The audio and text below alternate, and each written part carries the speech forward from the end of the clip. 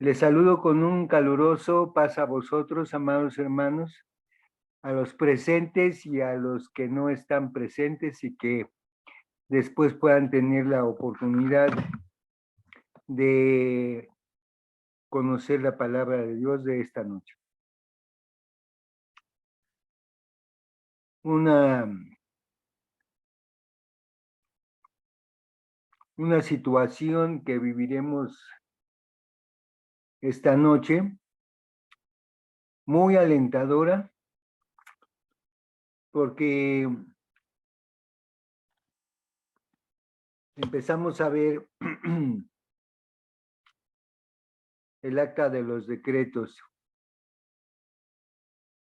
Vimos algunos otros aspectos, pero la idea de esta noche es aclarar a detalle qué es el acta de los decretos, porque este pasaje en Colosenses 2, versículo 14 y 15,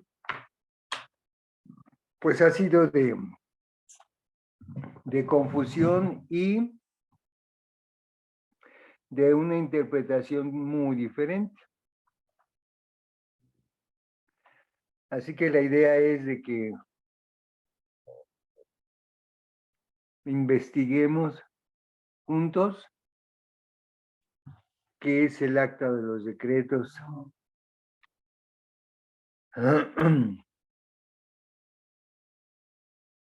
Dice que ¿qué hay acerca de la expresión peculiar en Colosenses 2:14? Colosenses 2:14, voy a acercar mi Biblia.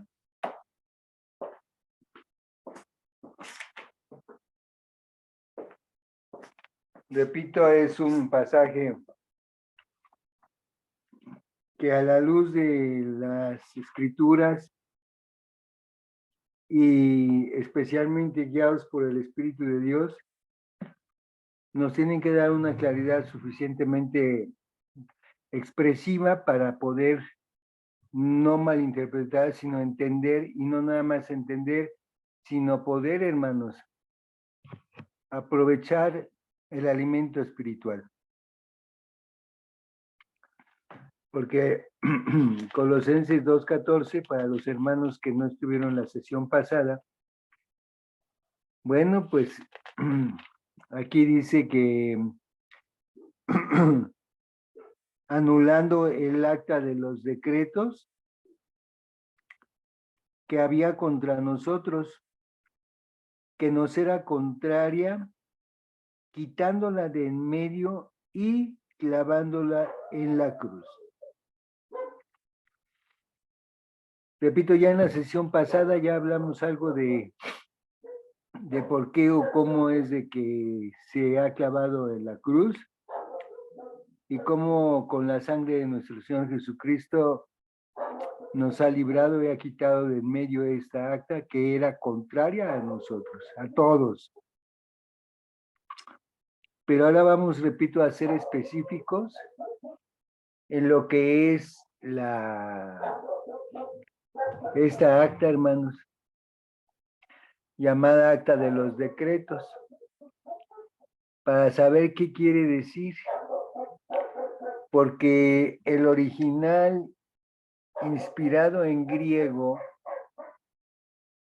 de acta de los decretos no está ni siquiera refiriéndose a las leyes mosaicas,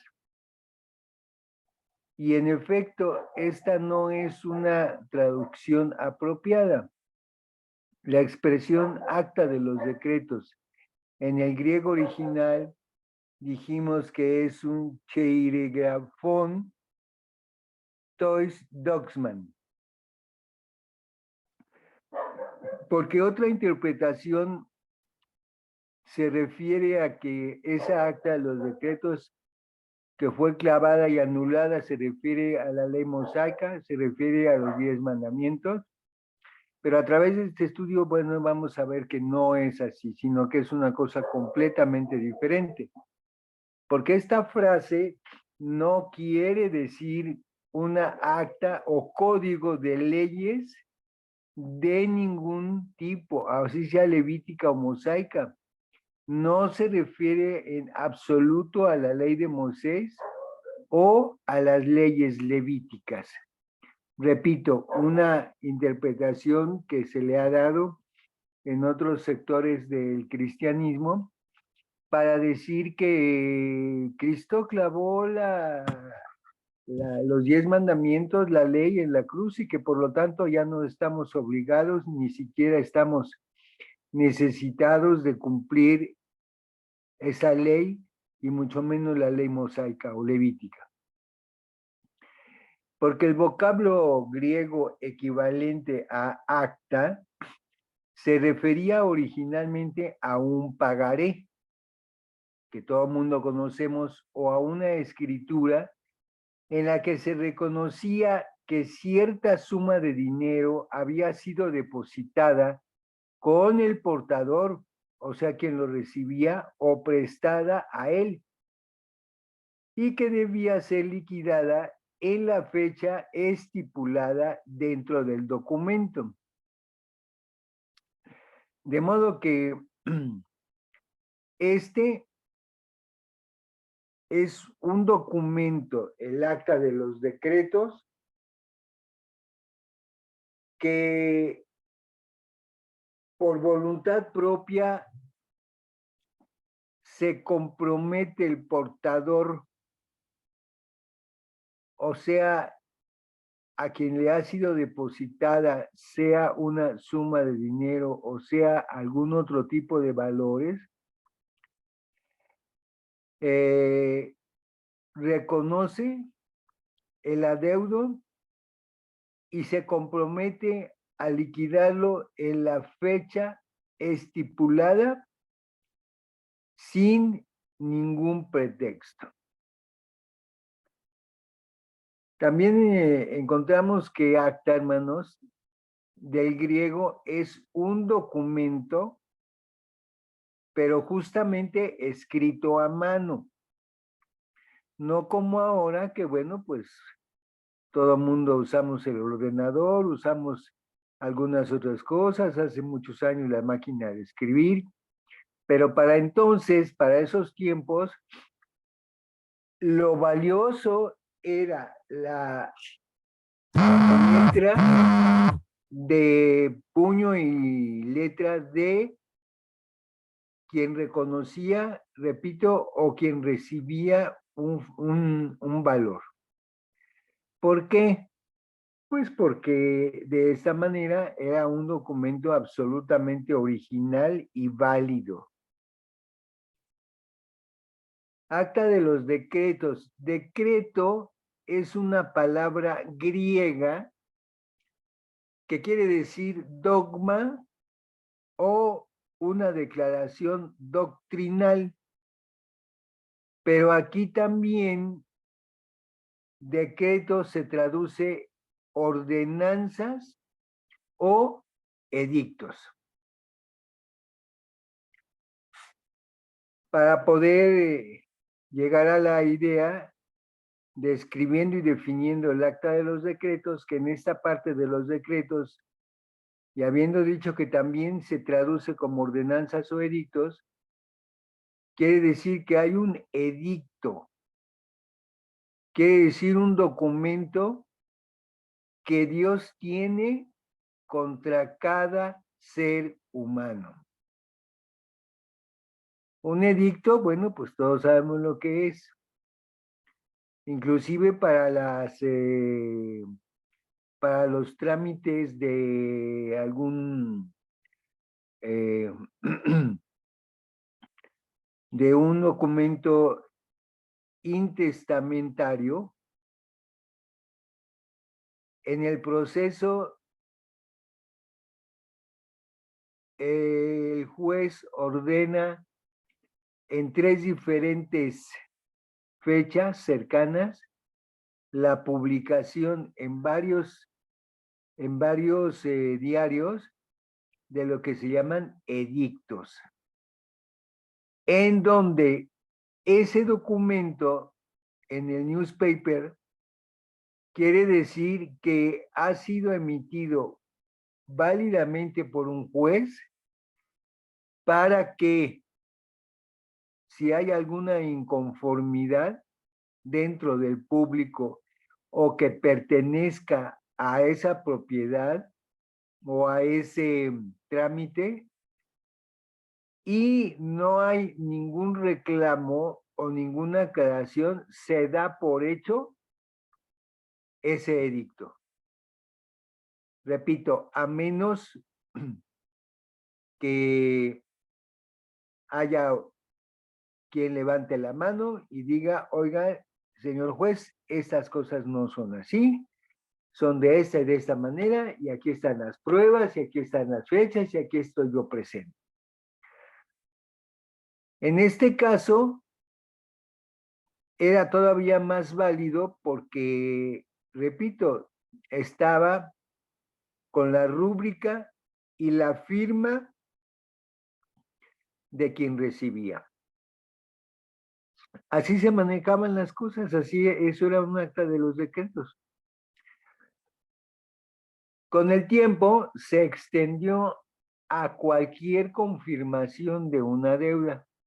Con el tiempo se fue haciendo una tradición, se fue haciendo una costumbre, se fue haciendo hasta que se llegó como un reglamento en donde se extendió a cualquier confirmación de una deuda. Todos tenemos una deuda con Dios debido al pecado, cosa que todo el mundo sabemos. El significado de acta en este versículo, entonces, quiere decir la confirmación de una deuda. Con lo antes descrito, estamos llegando a la conclusión o estamos llegando a la definición de que esta acta en este versículo no está hablando de ninguna ley, ninguna ordenanza, sino a la confirmación de una deuda, al reconocimiento de una deuda, y que el deudor dice sí, como no, yo redacto, o le dictaban la redacción, pero escribiéndolo él y quedando en un papel con su propia tinta y con su propio manuscrito, reconociendo o confirmando una deuda. Jeirografón es cualquier documento escrito a mano. Puede ser una fianza, puede ser un pagaré, quiere decir una clase de escrito hecho a mano, por el cual se obliga a sí mismo su redactor al pago de cualquier deuda. Un documento que estipula una deuda o un documento que estipula una culpabilidad. El caso de la humanidad. Acabamos de decir que todo mundo nacido en esta raza caída no tenemos una deuda económica con Dios, porque Él abre las ventanas de los cielos hasta que sobreabunda. Nuestra deuda no es en dólares, no es en ninguna moneda dura, sino nuestra deuda con Dios y su amado Hijo es de culpabilidad, de una culpa. Tenemos una culpa delante de ellos, especialmente delante del Padre, que ha organizado todo un plan salvífico, en donde Cristo, bien sabemos, dijo, heme aquí, Señor, mándame a mí.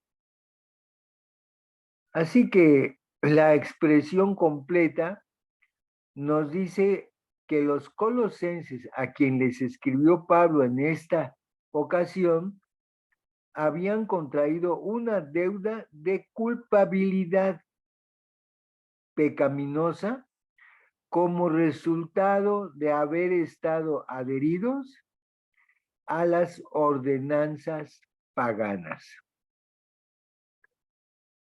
Ya en otra ocasión podremos ampliar estas ordenanzas paganas, pero por lo pronto podemos referirnos a las fiestas más conocidas, mundanas, como el Halloween, y no se diga como la Navidad, que en este caso de los colosenses se estaban adhiriendo, estaban participando de fiestas inmundas y de alimentos consagrados a los ídolos. Ese era el caso de los colosenses, por los cuales el apóstol San Pablo les exhorta con este versículo de Colosenses 2. Pero podríamos preguntarnos cómo contrajeron los colosenses dicha culpabilidad. ¿Qué hicieron los colosenses para contraer tal deuda de pecado? No económica, sino una deuda de pecado. La respuesta se encuentra en el versículo 13. Uno anterior, lo que se anuló fueron las transgresiones. Lea la última parte de este versículo 13. Contraídas por haber participado en las prácticas e ideas de este mundo, dejando que la naturaleza humana tomara su propio curso. En donde nos lleva a reflexionar respecto a las palabras en las Santas Escrituras que dice que todo aquel que lleva el sello de la bestia en la frente y en la mano, se está refiriendo a esto precisamente, a la liviandad, a la superficialidad con la que los colosenses se adherían o participaban de esas fiestas paganas, con lo que llevaban el sello de la bestia en la frente por tener en el pensamiento la intención y el desarrollo de estas participaciones prohibidas. Y en la mano, el sello de la bestia por tomar con la mano el pastel, la serpentina, la piñata, el arbolito de Navidad, las esferas que hasta les han apropiado una cualidad a cada una de las esferas en cada color. En donde los colosenses, y muy probablemente en este tiempo contemporáneo, habrá quien diga, no, no tiene nada de malo. Si yo ni siquiera lo hago con esa intención, caso que también se da con el pan de muerto, la rosca, en donde aun cuando el fabricante ha horneado el pan de muerto, la rosca de Reyes, con ese propósito, hay quien piensa que, bueno, ellos así lo hicieron, pero yo no lo como o yo no lo consumo con esa intención. A eso se refería el apóstol Pablo, de esa liviandad, de esa falta de cordura, de ignorar las ordenanzas estrictas al respecto. Entonces, ahí se hacían culpables de ese pecado, quisieran o no, porque estaban siguiendo las normas y las tradiciones del mundo, de los familiares y demás, sin hacer una distinción como pueblo de Dios, sino que al participar de estas festividades paganas,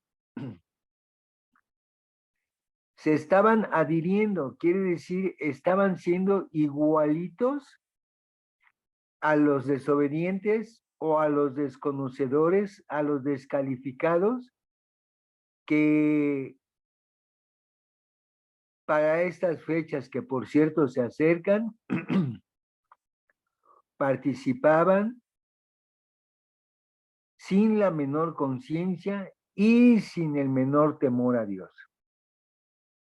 Así es como contrajeron esta deuda de culpabilidad los hermanos colosenses, dejando que la naturaleza humana tomara su propio curso, dejando, no impidiendo, no alejándose de las festividades y tradiciones que Dios prohíbe, para que la fiesta tomara su curso, para que el baile, para que la música, para que el brindis, para que todo lo que ustedes saben que se realiza en esas festividades del mundo, se llevan a cabo. Repito, y muy probablemente dentro de la iglesia haya quien, repito, acabo de escuchar que van a poner el arbolito de Navidad como mero decoro. Entonces, no se puede vivir de esa manera porque hay un pecado de culpabilidad.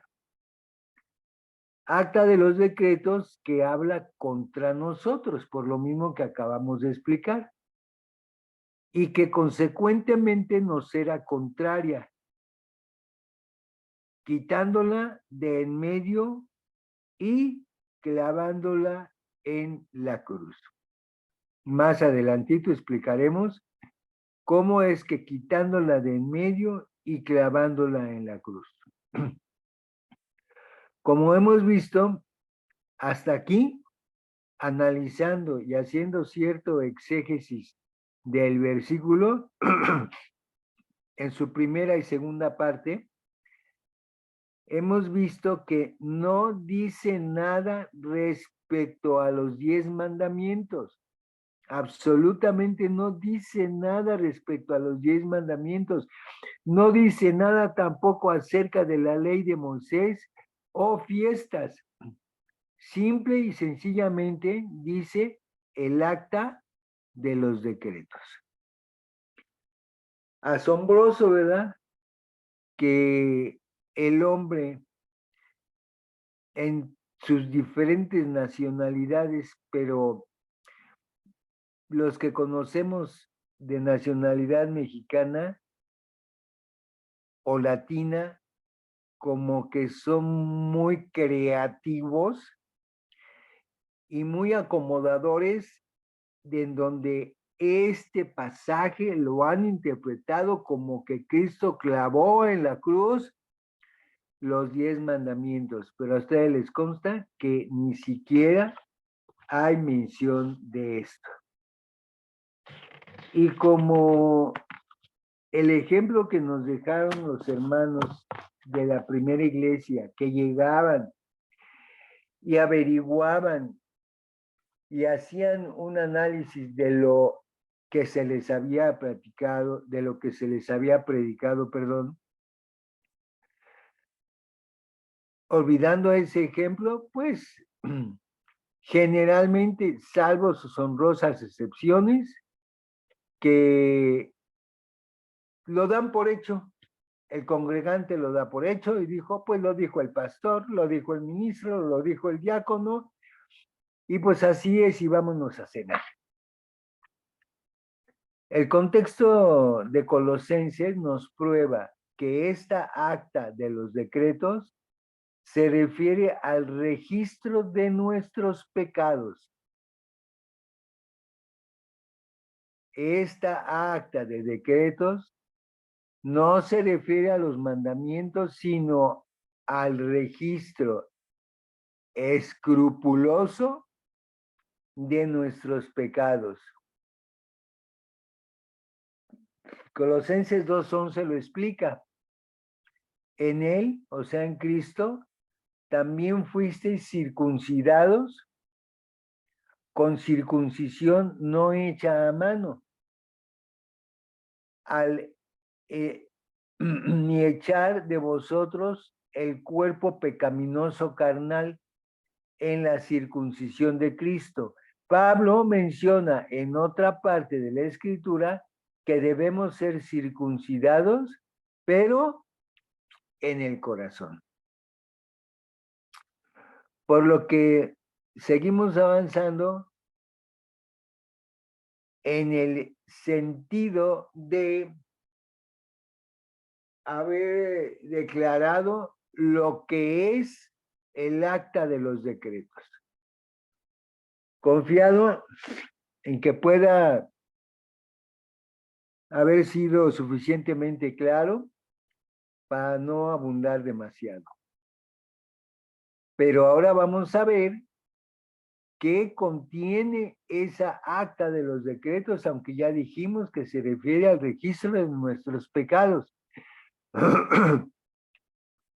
Pero tratando de ser todavía más legibles en el entendimiento, bueno, vamos a detallar un poco más el contenido. Sí, ya entendimos qué es el acta, pero ¿qué contiene y para qué? Porque Dios no hace cosas nada más porque se le ocurrió o porque es Dios y Él es el Todopoderoso. Siempre Él tiene una razón definida y escrupulosa, siempre para nuestro bien, sin que deje de ser estricto, así como bondadoso.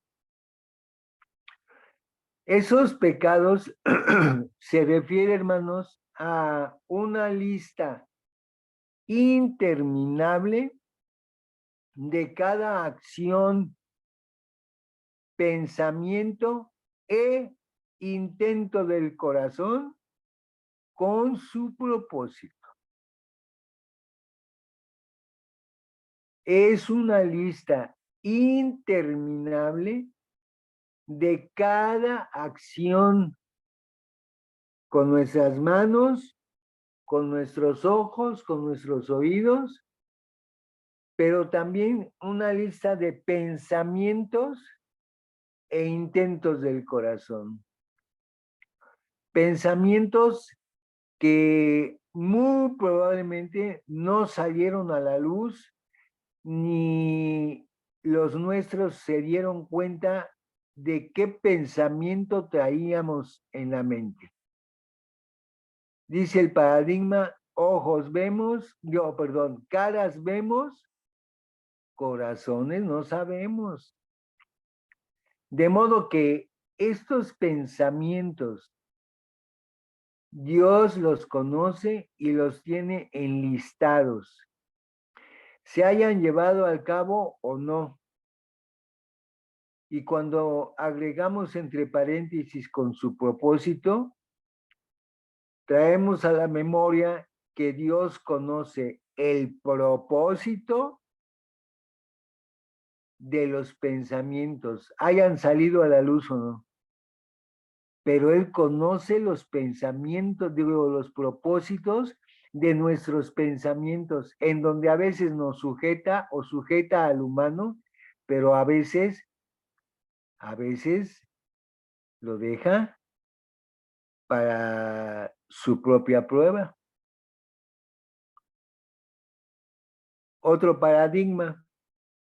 no hagas cosas buenas que parezcan malas, pero tampoco hagas cosas malas que simplemente parezcan buenas. O sea, hay que ser auténticos, hay que ser originales, pero en la autenticidad. Y de alguna manera, hermanos, esto es lo que les pasaba a los hermanos en Colosas, que hacían cosas malas, cosas prohibidas, cosas que no le pertenecían al cristiano, pero que simplemente decían no tiene nada de malo. Cosas malas que las hace parecer buenas. O cosas buenas que por su aspecto y por la forma de hacerlo parecen malas, aunque no lo sean. Por eso se dice, hay que hacer las cosas con claridad para que no sigamos teniendo una carga de culpabilidad. Porque desde que estuvimos conscientes de la responsabilidad de nuestros pecados, una lista interminable existe que se interpone ante Dios y nosotros. Esa lista interminable que desde que estuvimos conscientes de nuestra responsabilidad, eso es, desde que sabíamos, aunque nadie nos dijera, pero nuestra conciencia interna nos decía que eso no estaba bien, y ejemplos hay muchos, pero esa lista interminable de culpabilidad se interpone ante Dios y nosotros como pecadores.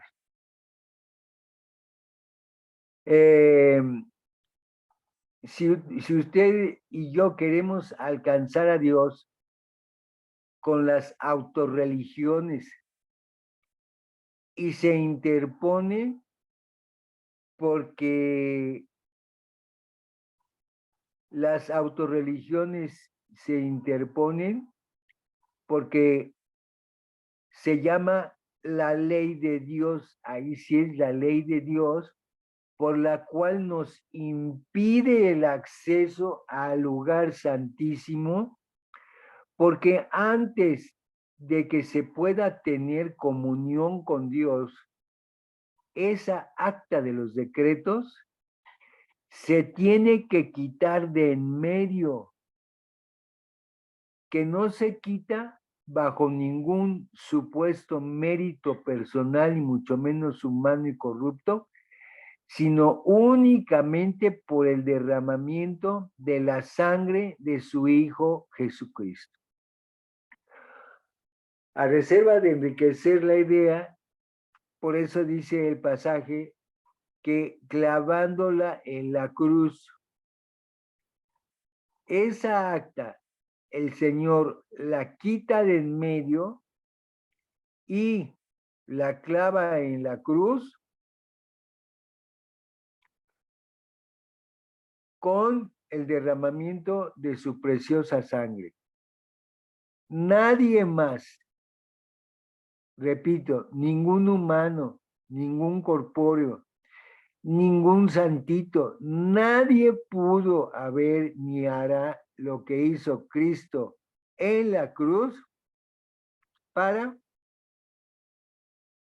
clavar esa acta de los decretos para nuestra salvación, quitándola de en medio para poder acercarnos al lugar santísimo y poder estar dentro del lavacro del agua, lavándonos todos los días. Si estuviéramos ya como pueblo, como hijos de Dios, si estuviéramos ya absolutamente limpios y consagrados, no habría necesidad del lavacro del agua. Pero como todavía está el pueblo un tanto percudido, porque así dice la palabra, para presentársela, hablando de la iglesia, sin mancha, sin arruga, sin nada que avergüence a nuestro Señor Jesucristo. Por eso hay que estar dispuestos a ser consagrados, a ser limpios y no tomar una actitud como la de los colosenses en este caso, en donde pensaban que no había ningún problema, que de malo tiene. ¿Cuántas veces hemos escuchado esa frase? ¿Qué de malo tiene, hermano? Si yo no yo no le hago nada mal a nadie con comerme una, dos o tres rebanadas de pastel, aunque sabemos que están dedicados a los ídolos. Y que la forma redonda de un pastel, pues también sabemos que está representando al sol. Pero aunque lo sabemos, decimos, hermano, pero yo no le hago nada, nada. Es más, ni siquiera me hizo daño. Cristo pagó por nuestros pecados, hermanos. Cristo perdonó todos nuestros pecados al derramar su preciosa sangre por nosotros. Él pagó la pena completa por ellos con su propia vida. Es el pecado el que fue anulado. No los 10 mandamientos, no la ley mosaica, no la ley de Dios. Lo que fue anulado fueron nuestros pecados, perdonados, ¿sí, hermanos? Según Hechos 3:19, que dice, para que sean borrados vuestros pecados. El rey David decía, ten piedad de mí, clamó David, borra, anula mis rebeliones, ustedes lo conocen. Dijo, esconde tu rostro de mis pecados y borra todas mis maldades, según el Salmo 51:1, versículo 9. El rey David, que tenía una cobertura prácticamente singular, no escapó, conocemos bien sus históricos, no escapó, y por eso él mismo está diciendo, borra de mí mis rebeliones, esconde, no te fijes más en mis pecados y borra, o sea, anula todas mis maldades. Está reconociendo que era maldoso, hermanos, con todo respeto, pero él mismo lo está diciendo, borra mis maldades, borra mis travesuras, porque me avergüenzo. A eso se está refiriendo cuando dice, anula, borra del acta de los decretos. Este documento de culpabilidad es el registro de nuestros pecados. Repito, un registro escrupuloso, porque a diferencia de nuestra mente humana y finita, que se nos olvidan las cosas, a Dios no se le olvidan. Hay muchas, les aseguro que hay muchísimas cosas de las que ya ni nos acordamos. Pero el Señor lleva un registro, podríamos decir computarizado, de cada acto, pensamiento, intento del corazón con su respectivo propósito, bueno o malo. Nada se le olvida, pero por si fuera poco, está registrado. Quiere decir, está escrito en esa acta de los decretos, nada menos que en la mente y en la memoria de Dios. La escritura lo dice y lo habla como el libro de la vida. Pero ese libro es la memoria infinita que Dios almacena de cada uno de nosotros. Repito, desde que tenemos conciencia de nuestra responsabilidad del pecado. Quiere decir, desde que nos damos cuenta como niños, como jóvenes, como adultos, que algo está mal. Y que por eso, bueno, pues buscamos un lugar oscuro, buscamos un lugar escondido, buscamos un lugar apartado para no ser descubiertos. Este documento de culpabilidad, repito, es el registro de nuestros pecados, graves o no graves. Ahora hablamos de ellos. La gente peca al obedecer las tradiciones, hermano. Dios condena las tradiciones y costumbres de los hombres, las cuales las hacen transgredir los mandamientos de Dios, según Mateo 15, 1 y 2, y Marcos 7, versos del 7 al 9. La gente peca al obedecer. Hijo, hermano, es que es mi hijo, es mi suegro, es mi que vive en el extranjero, y mire, vinieron y me trajeron unos regalos, hermano, y yo, ¿cómo les digo que no los puedo recibir? ¿Cómo les digo yo que no vamos a cenar el 24 y luego el 25 el recalentado? Bueno, pues la escritura dice todo lo contrario, que hay que negarse para no exagerar la carga de pecado y de maldad, como acabamos de ver respecto al rey David. Porque esas tradiciones y costumbres de los hombres hacen transgredir al Hijo de Dios, a la hija de Dios, los mandamientos de Dios. Repito, según Mateo 15, 1 y 2, y Marcos 7, versículos del 7 al 9. Es más, cuando ya sea del extranjero o de otro estado de la República donde habitamos, llega un familiar acompañado o no, y se llega el sábado, hermana, ¿por qué no vino el sábado? Hermanos, ¿por qué no vinieron? Ah, es que nos llegaron visitas, hermano. Y pues, ¿cómo los íbamos a dejar solos? Hermana, ¿y por qué no mejor los invitó y se los trajo a la iglesia? Ah, porque ellos son católicos, hermano. Mayormente, hermanos. ¿Qué no era acaso la mejor oportunidad para acercarlos a los pies del Señor?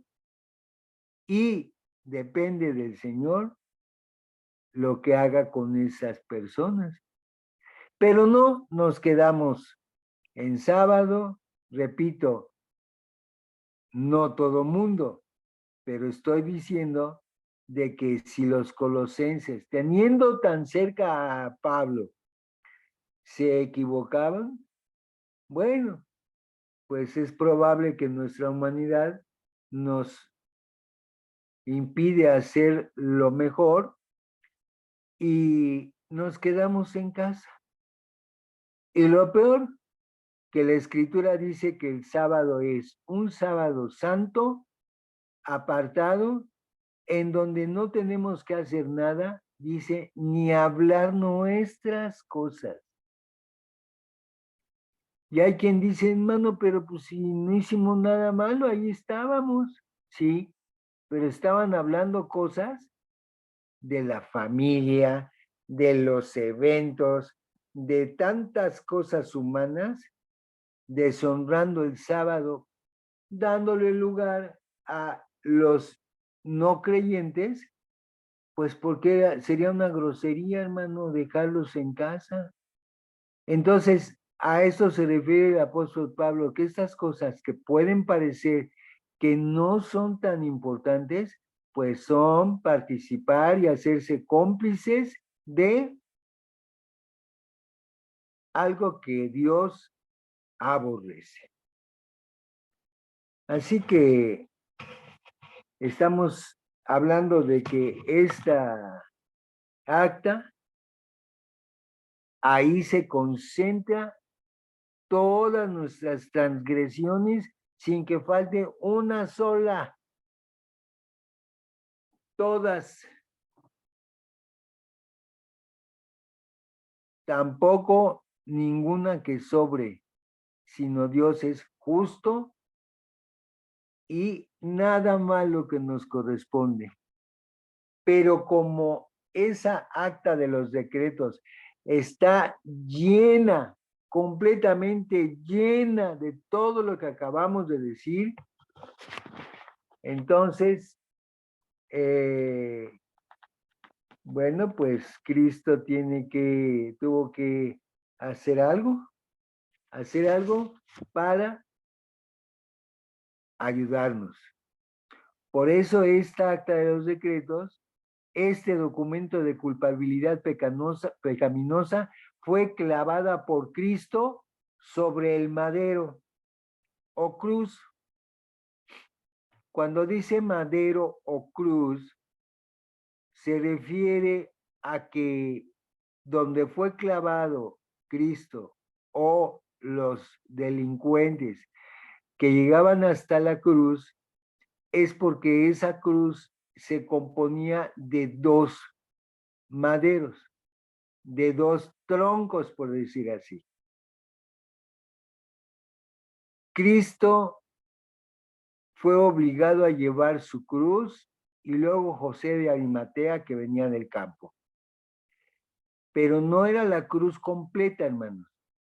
Era la parte transversal la que era llevada por quien iba a ser crucificado, con un peso bastante considerable, porque la intención era el sufrimiento, el agotamiento, para que llegaran hasta la cruz agotados. Entonces, siendo una sola parte transversal, ese es un madero, el madero. Pero el lugar donde iban a ser crucificados ya estaba preparado con el otro madero que ya estaba fijo, ya estaba clavado, suficientemente fijo, generalmente redondos, circulares, en donde ese otro madero no era el que cargaban, sino era el que iba a sostener la parte transversal, que era fijada a la parte perpendicular. Por eso en esta parte está hablando de sobre el madero o cruz. Cristo, quien no conoció pecado, fue hecho pecado a causa de nosotros. Segunda de Corintios 5:28. Esto es, Él se echó voluntariamente nuestros pecados sobre sí mismo. Él se hizo culpable. Él dijo, no, esa culpa no es del hermano, no es de mi hijo, esa culpa es mía. Yo voy a pagar por esa culpa. Yo voy a absorber el costo de esa culpa. Cuando todo el mundo sabemos que la Escritura dice que el padre no pagará por el pecado de los hijos. Y los hijos tampoco pagarán por el pecado de los padres. Cada quien pagará por sus propios pecados. Sin embargo, Cristo dijo, yo sí los pago. Como dice la frase, échenme a mí la culpa, échenme a mí el pecado, échenme a mí el costo de la ira que vendrá. Esto es, Él se echó nuestros pecados sobre sí mismo. En Gálatas 3:13 leemos que Cristo nos redimió de la maldición de la ley. Todo el mundo sabe lo que quiere decir eso. La ley no perdonaba, la ley maldecía. Por eso está diciendo aquí Cristo nos redimió de la maldición de la ley, hecho por nosotros, ¿qué creen? Maldición. Por nuestros pecados, por habernos redimido de la maldición de la ley y habérsela echado él mismo se hizo maldito. Qué feo se oye. Ahora imagínense serlo, porque la escritura también dice que todo aquel que subiera a la cruz era maldición, era maldito. Porque está escrito, recuerden, maldito todo el que es colgado de un madero.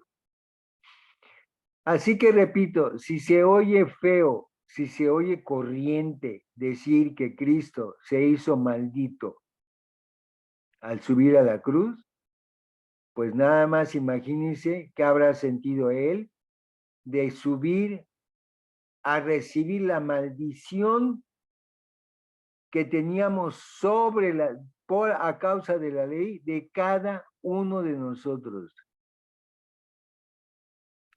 En todos los tiempos del mundo.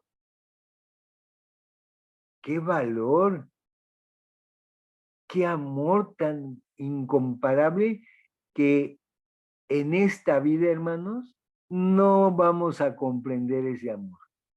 No tenemos esa capacidad. Lo vamos a comprender cuando lo veamos allá, en el milenio, como Rey de Reyes, como Señor de Señores, como el cetro gobernando el universo en la capital del mundo, que será Jerusalén. No habrá más capital. Honduras, Tegucigalpa, fuera. Roma, Italia, fuera. México, Distrito Federal, fuera. Toluca, Estado de México, fuera.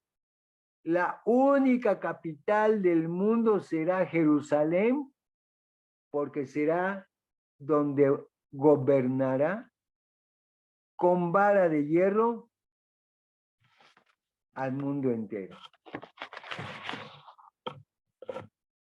En la antigua Roma, a los crucificados, de acuerdo a la historia universal, se les ponía en el patíbulo el motivo de su castigo, razón por la que se moría, para que todo mundo vergonzosamente lo supiera, colocándole un letrero arriba de la cabeza para que todo mundo pasara y dijera, ah, mira, ese era violador de niños, este era golpeador, este era ladrón. Tenían que ponerle un nombre, o sea, el motivo por el cual era crucificado, para que ya en la cruz todavía tuviera el estigma de que la gente supiera, conocida o no, el motivo por el cual las autoridades judiciales lo había llevado hasta la cruz. Esta acta de la cual hemos venido hablando en la cruz, cuando a Cristo crucificaron, Pilato, el gobernador de Judea, se enfrentó a un problema enorme político y de carácter social. De carácter social también. ¿De qué lo acusan? Preguntó. Para ponerle, de acuerdo a la tradición romana, su letrero a Cristo. Es que dice, le contestaron, es que dice que es el rey de los judíos. Y Pilato dijo, ah, perfecto. Entonces, ese letrero se le va a colocar. Como no le pudieron comprobar ningún pecado, entonces un letrero que todo mundo sabemos que decía INRI con mayúsculas en latín, pero que ese letrero estaba escrito en los idiomas tradicionales del momento, en griego, en arameo y en hebreo, con lo que INRI quiere decir rey de los judíos, cosa con lo que se les torcieron los intestinos a los judíos porque no pudieron acusarle un solo delito. Y cuando Pilato les preguntó, dijo, es que dice, según él, que es rey de los judíos. Y Pilato, que tenía forzosamente como gobernador de Judea cumplir con las leyes romanas, dijo, se le vino a la mente la idea, entonces eso le vamos a poner ahí. Ese es su delito, que dice que es rey de los judíos. Porque pidieron que su sangre fuera sobre ellos y sobre sus hijos. Le dijeron a Pilato, quita ese letrero, porque no es nuestro rey. Pilato, lo que está escrito les dijo, ¿qué creen? Escrito está. Y Pilato tenía la autoridad que lo cubrían las leyes del momento y dijo, ustedes dijeron que esa era su culpa, que dice que es rey de los judíos, pero no es, Pilato, pero no es. Pues ese letrero escrito está y escrito se queda. Y escrito se quedó para rabia al día de hoy y para estigma porque están confundidos, que ese INRI es rey tuyo, judío, soy tu rey. Y al día de hoy, pues obviamente no lo pueden aceptar y no lo pueden deglutir, no lo pueden asimilar. Letrero que además de lo que acabamos de decir, informaba que Cristo Jesús era inmaculado, sin mancha, hecho más sublime que los cielos, santo, más santo que los cielos y más sublime. Pero tú y yo, detrás de ese letrero y detrás de la santidad del Hijo de Dios, ahí estaba en la cruz del Calvario, estaban estas nuestras actas y expedientes, y él con su muerte victoriosa los clavó en la cruz, lo que significa que cuando Jesucristo entró a mi corazón, entró a su corazón, mi expediente de los decretos fue tomado y puesto en la cruz.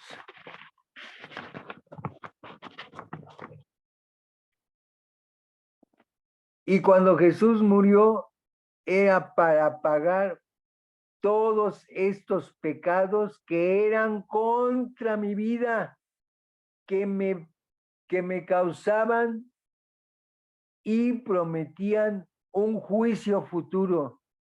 Él los quitó de en medio y los clavó en la cruz.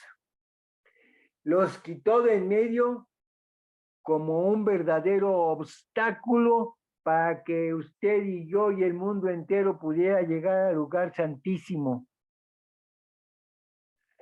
De modo que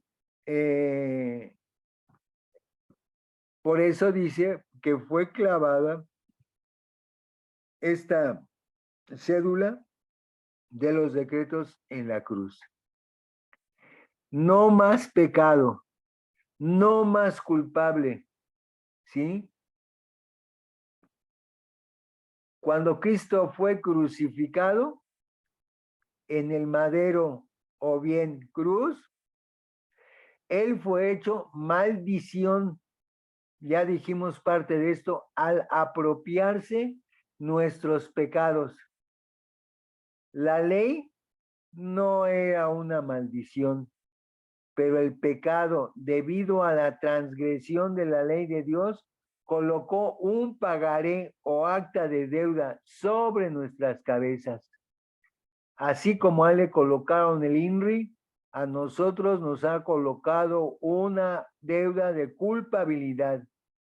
Este pagaré de culpabilidad pecaminosa contraída por seguir caminos contrarios a la ley de Dios, aún sabiéndolo, estuvo en contra nuestra hasta el momento en que Cristo retiró la maldición que pendía sobre nosotros y se hizo él a sí mismo, se echó la maldición. Por eso estamos libres de esa maldición.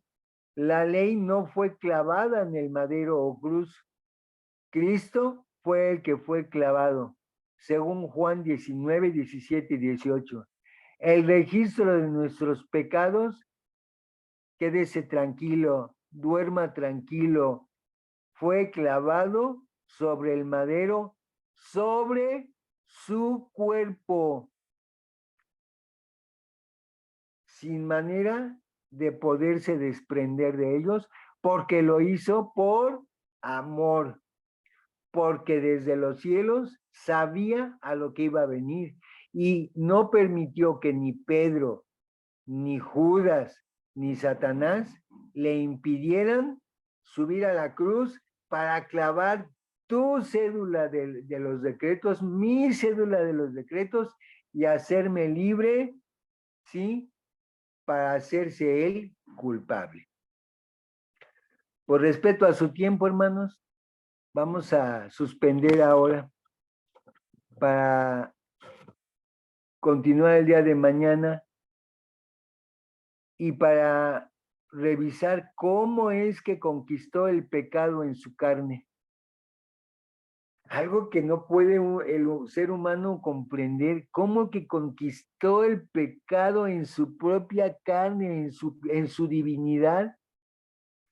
Pues termino diciéndoles esto, es lo que vamos a revisar mañana, para que usted y yo estemos todavía más conscientes y todavía estemos más agradecidos, porque sin pedirlo, desde la fundación del mundo, Él dijo, yo voy.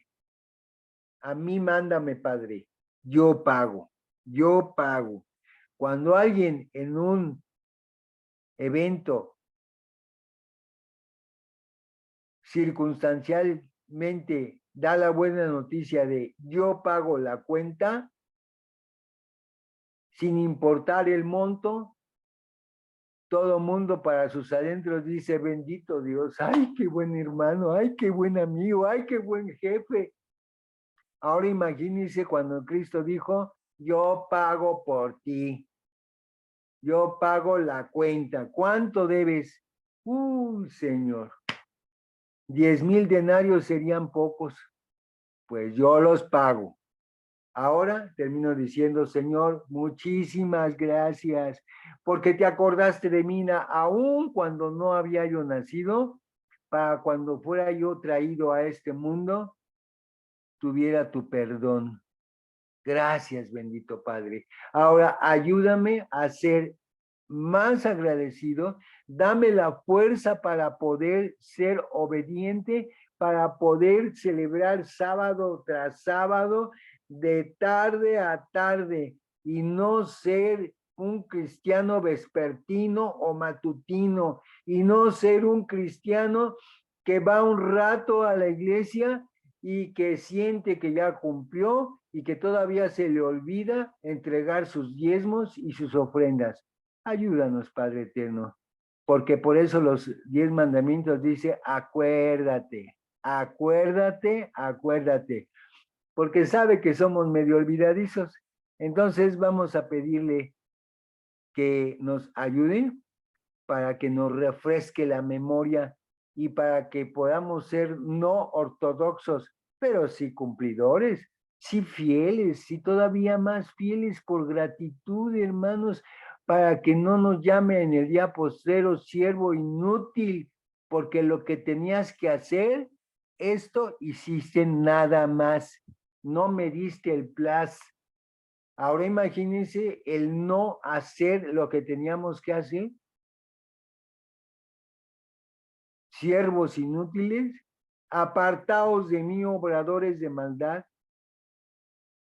Bueno, habrá quien no le interese escucharlo, pero a ustedes y a mí sí nos interesa muchísimo que no escuchemos esas terribles palabras, sino que al contrario escuchemos: venid benditos de mi Padre, heredad del reino preparado para vosotros desde la fundación del mundo. Venid a mí, benditos, bienaventurados, lograron la meta.